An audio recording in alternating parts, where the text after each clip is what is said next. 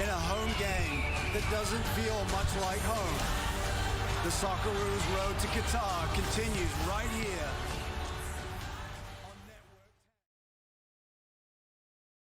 Let's talk about the opponents, China. Ranked 71st in the world, which you'd have to say is probably underachieving for a population of 1.4 billion, but they're scoring some goals. They scored a couple more than the Aussies in their World Cup qualification. So it is a danger game, isn't it?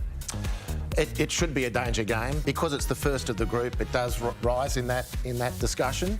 But, you know, China just continue to flatter to deceive. Mark Milligan was at Suncorp Stadium in 2015 when Australia beat China. And finally, I'm thinking there's a generation of Chinese players, and the buzz back in China was, we're about to go. Yeah. And they didn't. They fell flat again. They failed to make the last World Cup. And they've come through to this stage of qualifying, finishing second in their group to Syria, which is no discredit to them. But still, they lumber when they shouldn't. They've got 1.5 billion people. The president has made football the #1 sport. They want to talk about shock the world. They want to shock the world with football, and we're still waiting to see it. Let's hope it's at least one game away. Yeah, all right. Well, Bruce, you've been keeping a very close eye on this Chinese team. So who is the man who can shock the Socceroos? Let's hope it doesn't happen. Look, for me, it's Wu Lei. Phenomenal player. He plays his football in Spain at Espanyol. Definitely the greatest threat that China has.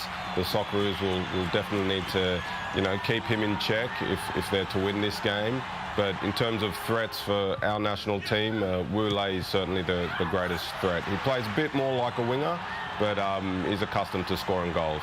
Yep, well, he can score a goal or two. I tell you what, he is the biggest name in Chinese football. Up next, we are going to chat to the biggest man in the Socceroos, Harry Suter, the superstar. Last few years, they seem to be going from strength to strength, and I think there's a number of reasons for that. I think the main one is the amount of players that they're getting in Europe who are playing regularly.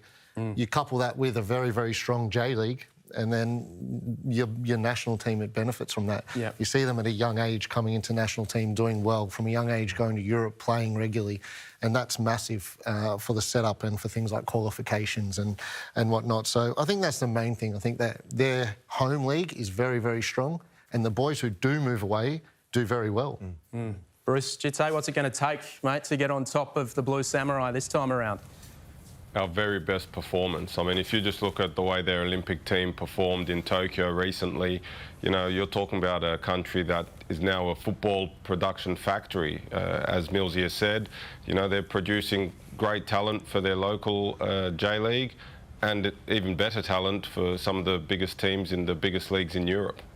All right, well, it all starts with China, doesn't it, guys? We've got to start on the right foot against China, so let's get some predictions. Harps? Yeah, well, we'll start on the right foot, but with a couple of left-footers doing the damage. I reckon Rustic and or Tommy Rogic. I think Australia can win this one. Oh, there's no doubt in my mind. Millsy, yeah? I think we need to go on and score early, and I think, I think we'll come through. No problem, 2-0. Brucey, your thoughts? I'm picking a 3-0 win for us, and I think, as Harps has said, Hustic and Rogic will be critical to that. Absolutely, and let's hope the big man, Harry Suter...